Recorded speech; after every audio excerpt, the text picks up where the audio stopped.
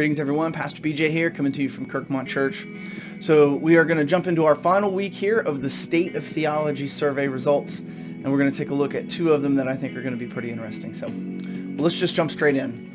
The first one we're going to take a look at is Statement 11, and it says this: true or false? Everyone sins a little, but most people are good by nature. All right, so very important question, biblically speaking. I'm curious what your answer would be to that, because when you look at the results from Evangelicals, this is very split. We end up having 46% of Evangelicals agreeing with this statement, and we end up with 49% disagreeing with it, with about 5% unsure in the middle here. Now, I got to be honest with you, of all of the survey results, this one is probably the most unsettling to me for two reasons. One is that biblically, it's not really even unclear. Scripturally speaking, people are not good by nature. People are born into sin and are by nature rebellious. And all I have to do is just take a look at two brief passages from Paul here to establish this.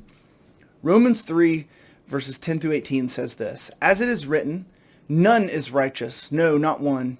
No one understands. No one seeks for God. All have turned aside. Together they have become worthless. Not one does good, not even one. Their throat is an open grave. They use their tongues to deceive. The venom of asps is under their lips. Their mouth is full of curses and bitterness. Their feet are swift to shed blood, and their paths are ruin and misery. And the way of peace they have not known. There is no fear of God before their eyes. Paul does not mince words there. And it's important for me to note that this is not just simply coming from Paul, right? He is actually synthesizing a number of places in the Old Testament to state so strongly the key character trait of humans. Now, there are two real reasons why getting this wrong matters. One is, of course, theological. If humans are not innately sinful or innately in need of rescuing, then this flatly just undermines the gospel itself. Christ came to save sinners, and if we are good by nature, then we wouldn't necessarily need Christ. Maybe some folks would, but Christ came to save those depraved sinners who were in rebellion against him, not people who were innocently going along. So from a theological standpoint, it actually serves to begin to erode the gospel if we begin to insert these ideas that people are just generally good by nature.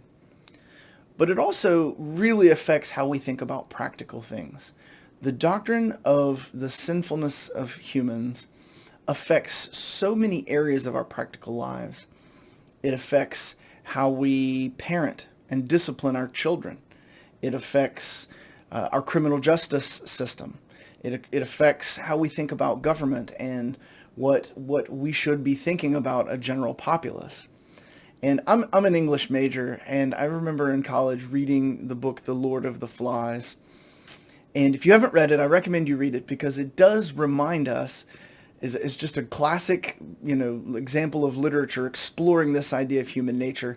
And it just simply reminds us that what we see in the world is the result of sinful rebellion against our Maker. And we have to keep that in mind. So, all right, next question. Let's jump over. Actually, it's two questions that I want to take a look at and to put them together. They're the similar topic. So, Statement 4 says this: true or false, God created male and female. And the results are overwhelming. Evangelicals agree strongly, 99%. There's only 1% that's unsure, and there's maybe a vote or two here elsewhere. But as a percentage, Evangelicals have locked this in, and we got it. Now, I think the reason this is the case is because God created them male and female is just straight up biblical language. Let me read Genesis 1:26 through 28. It says this: then God said, let us make man in our image, after our likeness, and let them have dominion over the fish of the sea, and over the birds of the heaven, and over the livestock, and over the earth, and over every creeping thing that creeps on the earth. So God created man in his own image. In the image of God he created him. Male and female he created them. And God blessed them and said to them, be fruitful and multiply and fill the earth and subdue it, and have dominion over the fish of the sea and over the birds of the heavens and over every living thing that moves on the earth. Now, those 3 verses in Genesis are probably the most foundational verses in all of Scripture for understanding the world around us. And there's so many applications that we can make, but today I want to limit it to this idea of male and female. It says, God created man, humans, in his own image. In the image of God, he created him. Male and female, he created them. The clear picture here is that God is distinctively making 2 types of humans, male and female, and both together are made in the image of God. And then, of course, in verse 28, he tells them to be fruitful and multiply and to go make more image bearers of God. So if you disagree with that statement, God created male and female, you're just flatly disagreeing with Scripture, and that's between you and the Lord. But the question that gets interesting here is when we roll over to statement 29, and it says this: gender identity is a matter of choice. All right, so the results here are still fairly positive, but not nearly as overwhelming as the 99%. So true or false, gender identity is a matter of choice. Scripturally, that is false. God decides our identity, not us. And yet we still have 15% of evangelicals who agree with this statement. So I've got 3 takeaways from this. The first is to say, it's possible, I suppose, to read this question in a way that says, yes, God created male and female, but just as a matter of fact, we have the freedom to dress the way we want to dress and to call ourselves what we want to call ourselves. And so it's possible, in my thinking here, that an evangelical could say, well, no, it doesn't change the fact that you're male and female, but you have the choice to kind of live your life however you want, just as a sort of a factual matter. Now, in that case, there's no upsetting. Right? That would be a survey quirk more than anything. That doesn't really unsettle me. But the fact of the matter is that these 2 questions are in conflict. So if an evangelical said God created the male and female and that gender identity is a matter of choice, there's just some confusion here. And so the second point that I think I want to point to would be, I think that there is a growing sense in evangelicalism that we can divide our Bible church brain over here and our worldly brain over here, the everything else world. And there has been a strong push from many folks to divide things along sacred and secular lines, and the Bible doesn't let us do that. And when it comes down to something like gender identity, I think that it's very possible that there are evangelicals who believe the Bible when it says that God created them male and female, but then are just being influenced by the cultural sweep of transgenderism and some of the confusions surrounding gender and sex and those types of things. So I will credit some of that to that.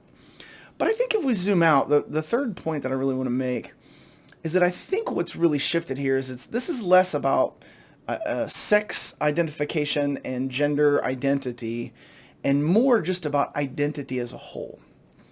You see, for most of Western civilization, Christianized Western civilization, I should add, most everybody understood that humans were a creation placed within a created order, and that there was a creator that got to tell us certain things about ourselves. But that has really kind of shifted over really the last 100 years or so. Kind of started with the feminist movement, but it really flowered over the last 20 years into all sorts of wildness in many ways, because what we ultimately end up saying is that I, as an individual, get to decide who I am, right? I like to call it the deification of the individual, which is a trajectory that the West has been on for a long time, and that the rest of the world, the eastern parts of the world, just it's baffling to them in many ways. And what's happened is we have basically said, God doesn't get to tell me who I am. I get to tell the world who I am, and the world better accept it. Now, that can manifest in racial ideologies and gender ideologies in all sorts of things. It affects the family. It affects everything. And I think that's really the bigger issue here is we must teach our people to recognize that God makes us and places us into certain groups, and he makes us in certain ways that we don't get to decide. And in our Western world where everything is about choice and I get to be the decider of my fate and all of that, this runs very strongly against that. God made you either a male or a female, and you didn't get to make that choice. You get to choose to accept it or reject it, but you don't get the choice as to whether you were made that way. You were born into a family. You were a son or a daughter, and you didn't get to choose them. You were born with a certain genetic makeup, your eye color, your hair color, your skin color. You didn't get to make any of those decisions. I want to be 6'6", but I'll never be 6'6" because I'm a humble 5'9", and that's all I can do. I didn't get to make that choice. And until we begin to recognize that God placed us with these traits in these particular circumstances, and he gets to make those decisions and not us, we're going to continue to fight this battle. But here's the takeaway that I want you to get. When God places us into these traits, when he makes us male or female, when he makes us a part of this family or that family, and when he makes us short or tall or whatever genetic trait we're talking about, we must learn to see it as good. We must learn to see that being male or being female is an inherently good thing, and that God has made us that way because it's good. It's good for us. It's good for society as a whole. And we should not reject that. To reject the very traits that God has given us is to reject the gift of God. Brothers and sisters, that's what I want us to push back against.